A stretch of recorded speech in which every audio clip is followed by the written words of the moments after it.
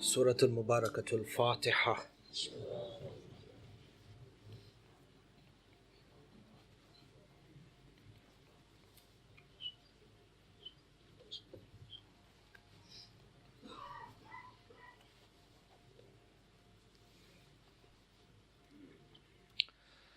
أعوذ بالله من الشيطان اللعين الرجيم. بسم الله الرحمن الرحيم.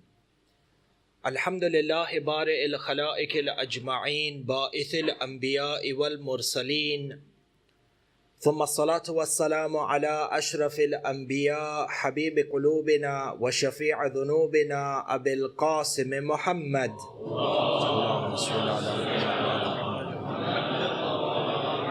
ثم الصلاة والسلام على أهل بيته الطيبين الطاهرين المعصومين المظلومين، سيما ولي الله الحجة ابن الحسن صاحب الأمر والزمان. اللهم صل على محمد روحي وأرواح العالمين له الفداء، ولعنة الله على أعدائهم أجمعين من الآن إلى قيام يوم الدين. Amma ba'ad. Respected brothers and sisters, before we begin today's discussion, a quick note on the announcement that was made before the majlis in regards to election day tomorrow.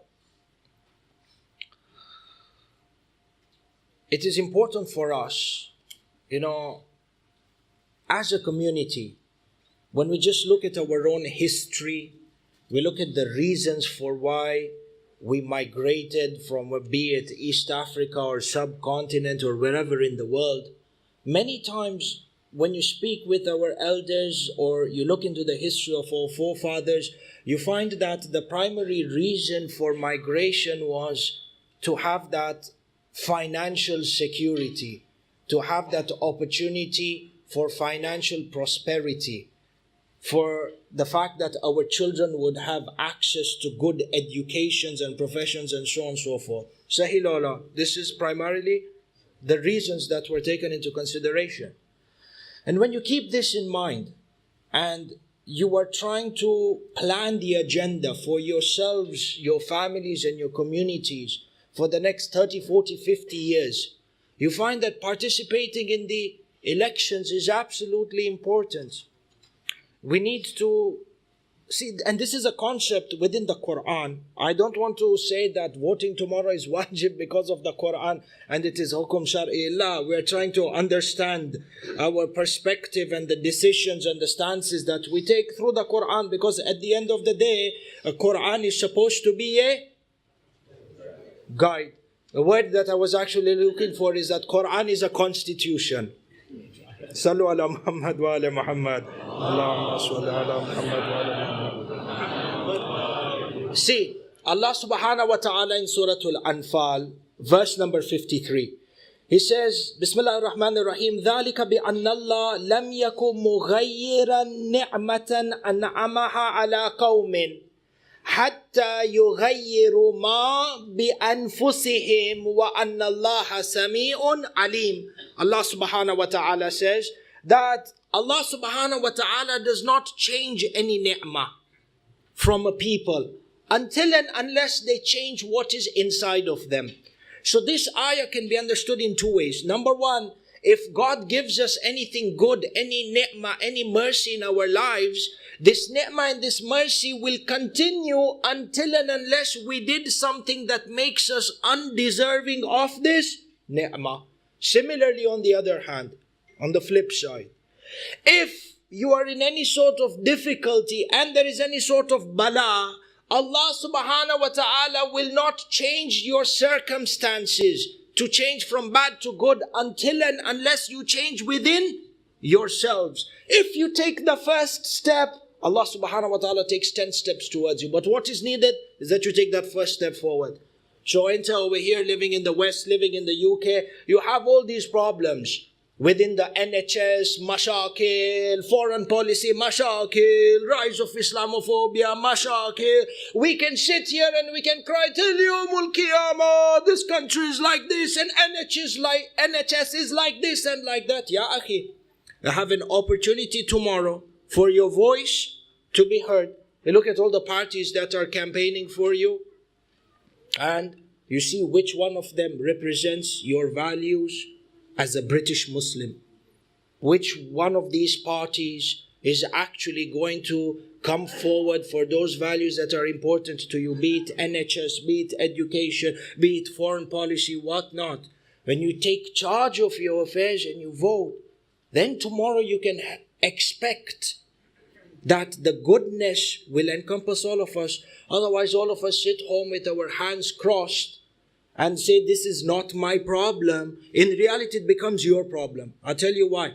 When you are on a ship, all of us, we are on the ship together, 500-600 of us. One of them starts pigging a mismari in that ship. He starts hammering a nail. Can I say, no, it's not my problem. What he's doing is for himself. Ya akhi, because of his one immature, if not silly action, all of us are drowning. And same thing when it comes to the election. All of us sit back and say, no, as long as my business and everything is fine, I really don't care. But when that government comes in or that party comes in, that raises your inheritance tax and your corporate tax, ya wawayla, you had the chance to vote.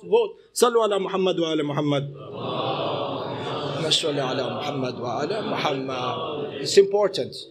This is a function which is a fundamental right. People give their lives in order to have this, what we would term a privilege to vote. Look at Bahrain.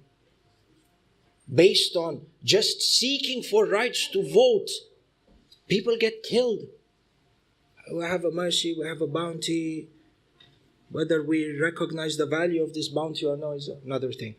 Anyway, Sallu ala Muhammad wa ala Muhammad. Allahumma salli ala Muhammad wa ala Muhammad. So, yesterday we began a topic in regards to the concept, understanding the concept of wealth and spending wealth in the way of Allah subhanahu wa ta'ala. And we drew out the life or some points within the life of al-Mu'mineen Sayyidah Khadija in this extent. Having said this, we continue on this bahaf, in this discussion. In that, on the day of judgment, Yawmul Qiyamah, which is a fundamental part of every Muslim's belief, Yawmul Qiyamah, our destiny and the effect of our stances, whether we enter into Jannah or Jahannam wal ayadu billah, to a great extent depends on the relationships that we build here in the dunya. And man, human being, draws a relationship with a number of things in the world. He draws relationship with other human beings, including his parents, his children, his wives, his community members, his fellow colleagues at work, in-laws, so on and so forth. Based on the relationship that you have with these other people, your accountability on the judgment and your destiny, whether you are entering into Jannah or Jahannam, depends to a great extent on the relationship that you had with these people, how you manage these relationships. Relationship with people, our relationship towards our Prophet, our relationship towards Ahlul Bayt, our relationship towards Allah. All these relationships that we draw, we are accountable for them. With all this, man is also questionable on the day of judgment in regards to the relationship that he has with his wealth. And you say, Ajib. Yes, man has a relationship with his wealth.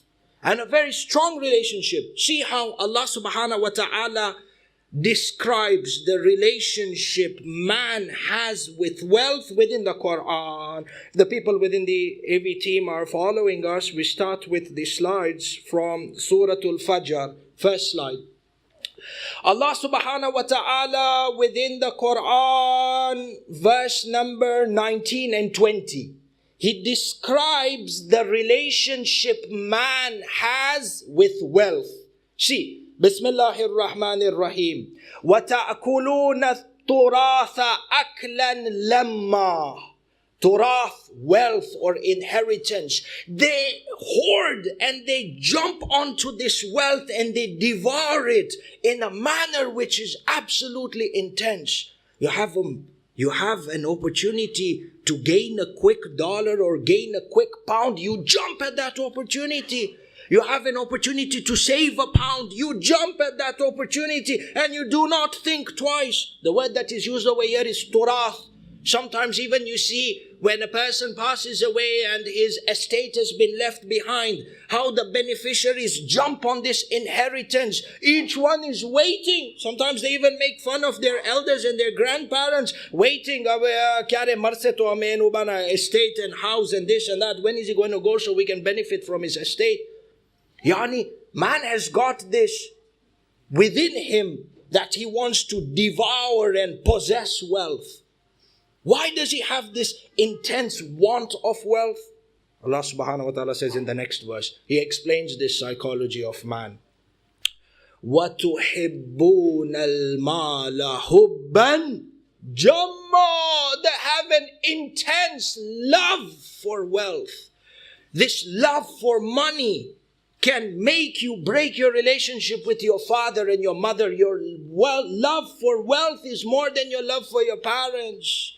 This wealth, your love for money, can drive you to a point where you sever relationships with your brothers and your sisters.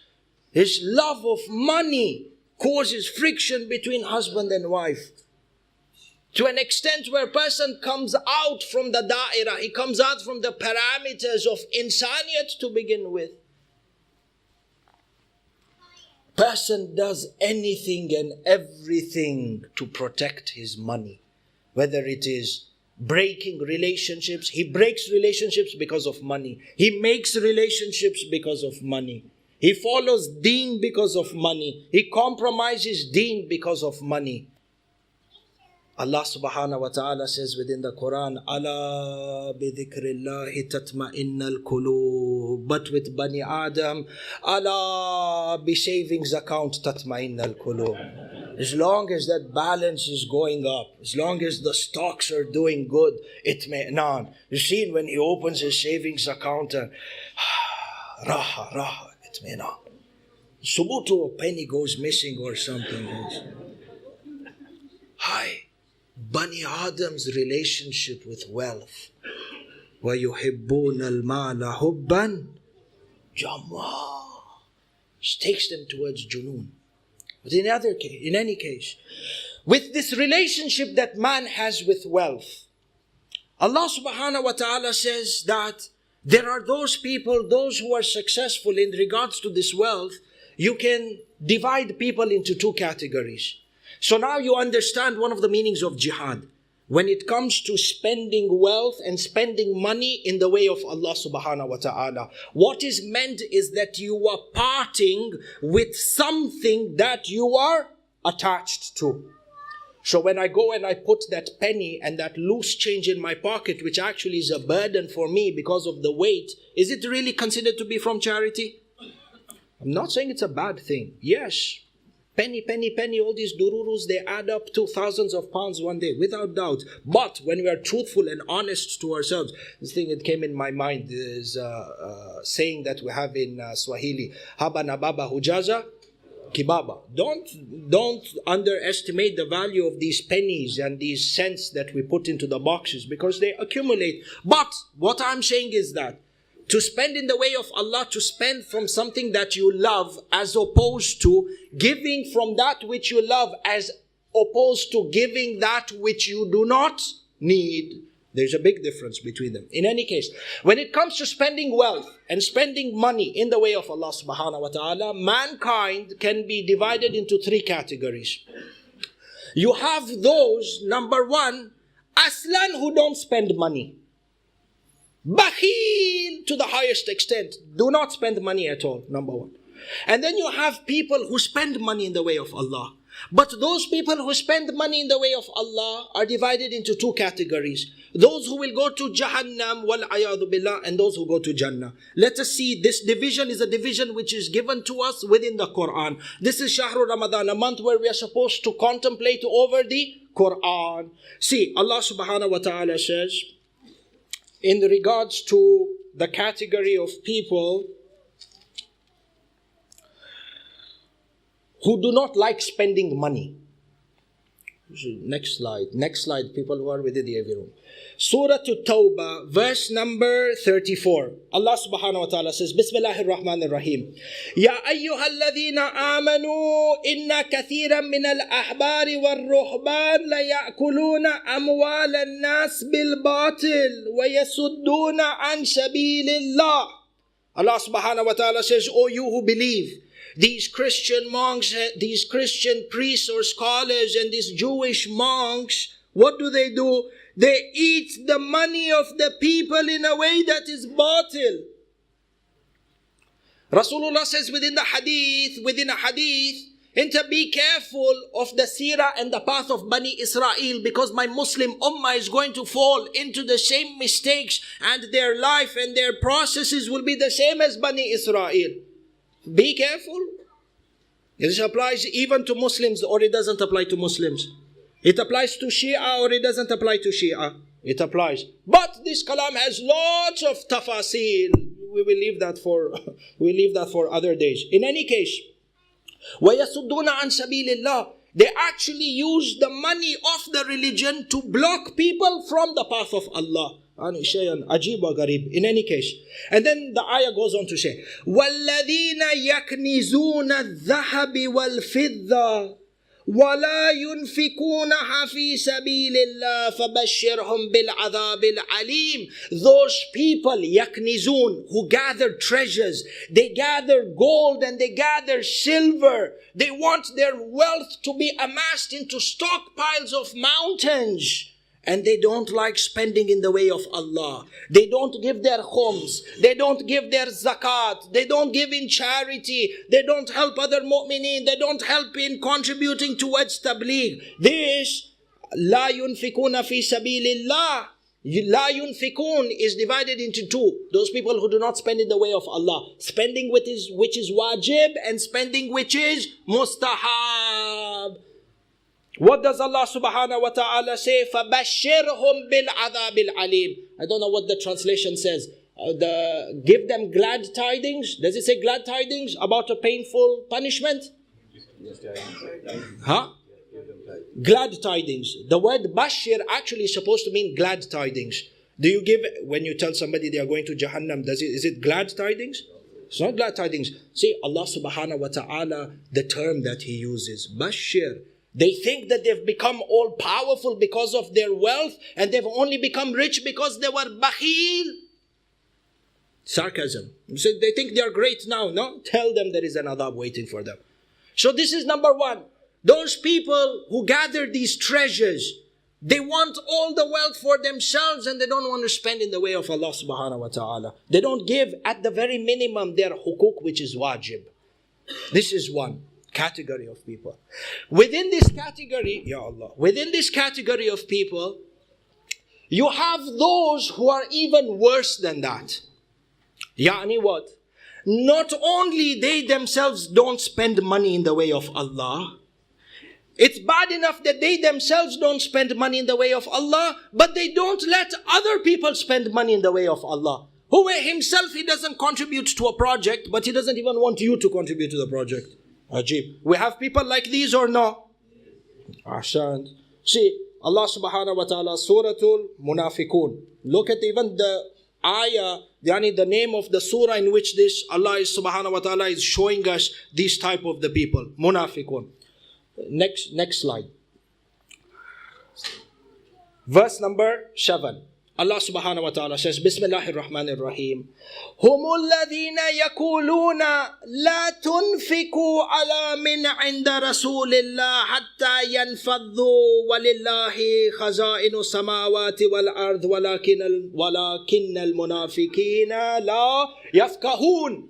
These are people, they are the ones who tell to others, الَّذِينَ يَقُولُونَ La tunfiku ala man indi Rasulullah. Now there is history. There used to be these munafiqeen from amongst the Muslims. How do you recognize the munafiq? Obviously he's with Rasulullah. They are a minority party, but they won't come and tell you, yes, we are munafiq.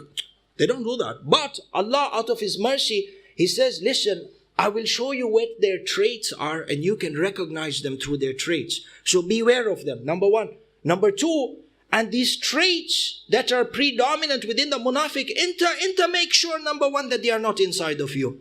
So during the time of Rasulullah, there used to be people, Muslims, obviously, to qualify as a munafiq, you have to be a Muslim first, right? So all these Muslims who used to be around Rasulullah, and the early converts who were there with Rasulullah, majority of them, they were from the lowest social class.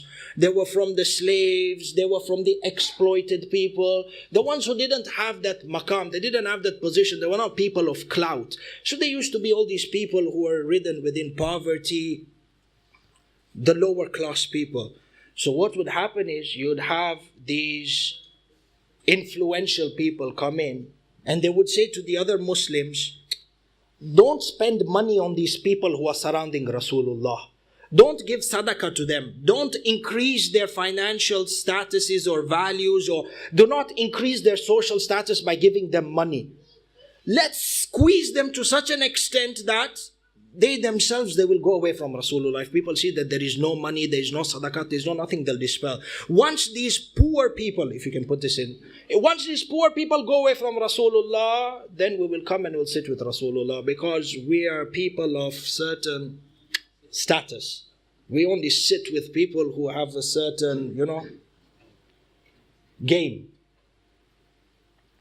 So, this is the history behind it. But the mentality over here is what? They themselves would not spend on the fuqara and the masakeen, and they would come to the other Muslims and they would say, even you don't spend on them. This is a trait which is dangerous. How many times you see this? You have multiple projects, multiple humanitarian causes, multiple projects for Imam Barga's masjid, this and that.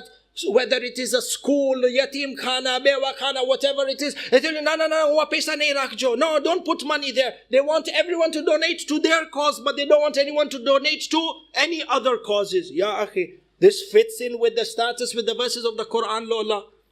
Why stop the project of Allah or the project of deen going forward, whether you agree with it or you don't agree with it? Akhi, keep quiet, let people donate. At the end of the day, religion is benefiting from it or not? Aitam are benefiting from it or not?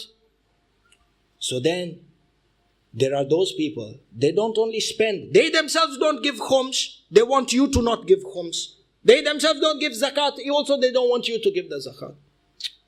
We have to be careful of these traits and these mentalities. So, the first category of people are those people who do not spend in the way of Allah, bakhil, miser people, and they don't want others to also spend in the way of Allah. Sallu ala Muhammad wa ala Muhammad.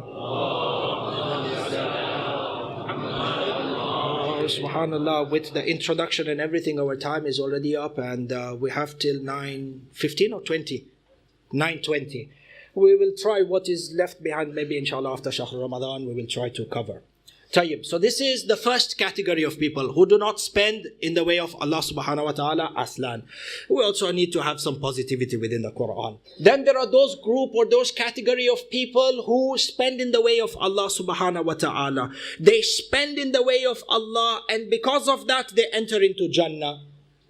Next slide. Is it within the next slide? Allah subhanahu wa ta'ala in Surah Al-Baqarah, verse number 265, the beginning of the verse. It says, Bismillahir Rahmanir Rahim, وَمَثَلُ الَّذِينَ يُنْفِقُونَ أَمْوَالَهُمْ ابْتِغَاءَ مَرْضَاتِ اللَّهِ وَتَثْبِيتًا مِنْ أَنفُسِهِمْ كَمَثَلِ جَنَّةٍ بِرَبْوَةٍ أَصَابَهَا وَابِلٌ فَأَتَتْ أُكُلُهَا ضِعْفَيْنِ فَإِنْ لَمْ يُصِبْهَا وَابِلٌ فَتَلٌّ وَاللَّهُ بِمَا تَعْمَلُونَ بَصِيرٌ. Allah subhanahu wa ta'ala says, to summarize, those people who spend in the way of Allah subhanahu wa ta'ala from their wealth.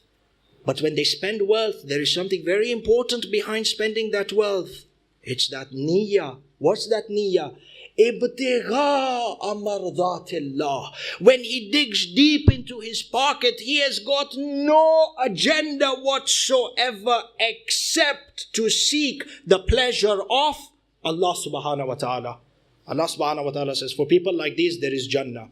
And this money that they spend, he says, it is like a fertile land, a fertile piece of land within the highlands, the most fertile of lands, such that when rain comes pouring down upon them, what happens? The yield of the land triples, it multiplies threefold, fourfold, fivefold. And even if there is no rain, a piece of land which is extremely fertile, even if you have little drizzles, does the land still yield crop or no? It yields. It yields. Why? Because of its purity. And the way here Allah subhanahu wa ta'ala says, those who spend in the way of Allah, ibtigha'a mardatillah. This is the most important thing. That when you are spending in the way of Allah subhanahu wa ta'ala, when you're donating in causes, when you're giving out your khums, you're giving your zakat, you're helping out the mu'mineen and the mu'minat, the goal is that you are doing this for the pleasure of Allah. And if you do it in the pleasure of Allah subhanahu wa ta'ala, this shows in your behavior. It shows within your character. Look at what Allah subhanahu wa ta'ala says in Surah Al-Insan. Bismillah ar-Rahman ar-Rahim. وَيُطْعِمُونَ الطَّعَامَ عَلَى حُبِّهِ مِسْكِينًا وَيَتِيمًا وَأَسِيرًا إِنَّمَا نُطْعِمُكُمْ لِوَجْهِ اللَّهِ لَا نُرِيدُ مِنْكُمْ جَزَاءً وَلَا shukura. The people who give in the way of Allah subhanahu wa ta'ala, they do not expect any reward from you. Not only they don't expect any reward, ya akhi, they don't even expect a thank you from you. Have you seen sometimes when we want to give in charity, we want to give in projects, we want to give in donations, building mosques, building imam barga, but at the same time we expect acknowledgement in public. We expect to be thanked when we help somebody. Allah subhanahu wa ta'ala says, am I doing this in order for personal recognition, or am I doing it mardatan lillah? I have to ask myself. These people gave in charity. The mosque was built, the imam barga was built, the aitam were fed, the bewakanas were built. But was the niyyah there or no? So, those people who spend in the way of Allah, spending is very important. But at the same time, as important, if not more important, is that the niyyah behind spending needs to be clean. Sallu ala Muhammad wa ala Muhammad. We have much to say. Our time is over. We will just go over this last category of people. So we said that there are three categories of people. People who don't spend in the way of Allah subhanahu wa ta'ala, aslan, bakhil to the highest extent. They themselves don't spend and they don't let others spend either. One. Number two, people who spend in the way of Allah. And Allah rewards them for this. But their reward is why? Because their intentions were clean. Everything they did was lillah. Jannah. Now you have a third category of people. They also give towards charity. They spend in the way of Allah, but they end up in Jahannam. Again, Surah Al-Baqarah, verse number 264. So next slide, I believe. Allah subhanahu wa ta'ala says, Bismillah ar-Rahman ar-Rahim. Ya ayyuhalladhina amanu la tubtilu sadaqatikum bil manni wal adha. Until the end of the verse. This is what we need for now. O you who believe, the khitab is to who? Ya ayyuhalladhina amanu. Khitab is towards the reference, the talk is, the kalam is directed towards who? The mu'mineen. Oh, you people who recite salat, who fast, who go for hajj, who go for ziyarah, and go for umrah, and. Oh, you who believe. Allah is talking particularly to the believers. He's not talking to the kafir, He's not talking to the munafiq, He's not talking to the nasibi. No, mu'min, enter mu'min. Ya ayyuhalladhina amanu la tubtilu sadaqatikum. That charity which you give in the way of Allah, do not make it void and do not make it invalid. Don't make your sadaqah batil. How does salat become batil? How does sawm become batil? Allah says same thing, sadaqah becomes batil. Ajib. He gave it with a good niyyah because he's a mu'min. Ya ayyuhalladhina amanu. Iman, muttaqi. He wanted to give for Allah, but Allah said, nothing doing. Sadaqah became batil. Ajib. Why? La tabtulu sadaqatikum bil manni. Number one, bil manni wal adha. Manni, reminder. I keep blowing my trumpet. Had it not been me, that masjid and that imam barga, it would not have been built. Samrawan. You want to blow your trumpet. That Fulan bin Fulan person who went for Hajj. Had it not been for me sending him on niyaba, he would not have gone. Allah subhanahu wa ta'ala says this habit of bragging, if this sadaqat and this charity and these any good deeds gets you towards a level where you are arrogant and you are proud about it, my friend, be very, very surprised on the day. Don't be surprised on the day of judgment. You come and say, Ya Allah, I built that in my barga. Where is my thawab for that? Batil, khalas. Number one, there's people who brag. Number two, bil adha. Do not make your sadaqah batil through, I think the translation of the word that is used there is injury.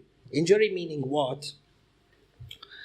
You know, sometimes when you give charity to somebody or you help somebody out, you do it in such a way that you dishonor and you humiliate the person to the total. When you give a kardil hasana or you give a loan to somebody, what happens is you make that person your slave because of the way that you helped him.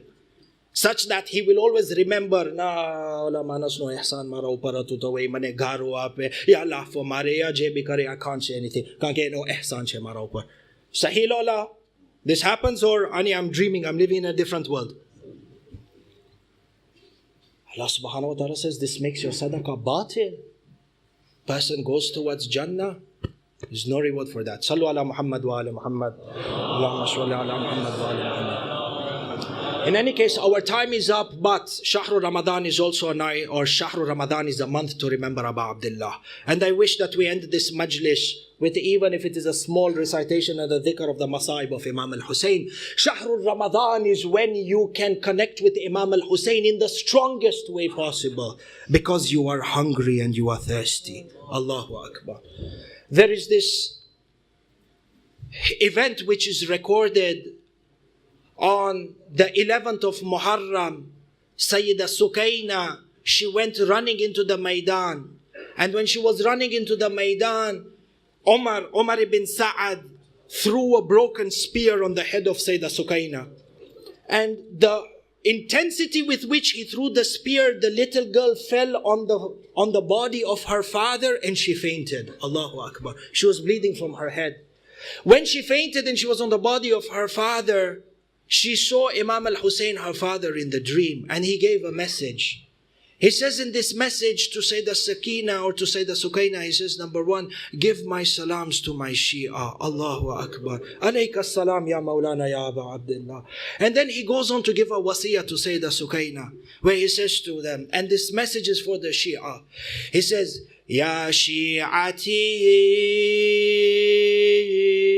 in sharibtum ma fadhkuruni.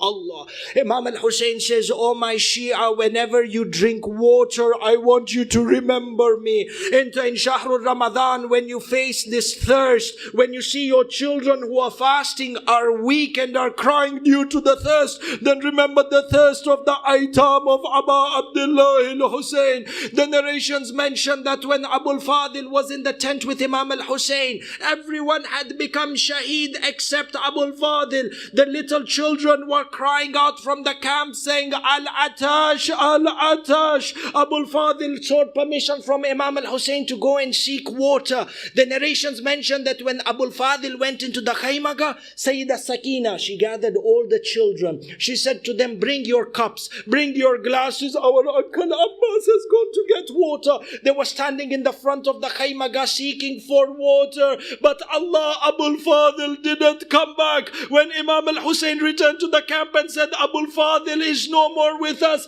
Sakina came. She grabbed the sleeve of Imam al-Hussein. She said, my father, tell my Uncle Abbas I am not thirsty anymore. Inna lillahi wa inna ilayhi raji'un wa la hawla wa la quwwata illa billah. We pray to Allah subhanahu wa ta'ala to hasten the reappearance of Imam al-Hujjah, to forgive us our sins on these nights of Shahrul Ramadan, to make us from amongst the Ansar and the Ashab, all mu'mineen and mu'minat who have passed away, to make their graves into gardens of Jannah, mu'mineen, mu'minat who are not in the best of health, to grant them shafa'ah. Wa akhiru da'wana alhamdulillahi rabbil alameen.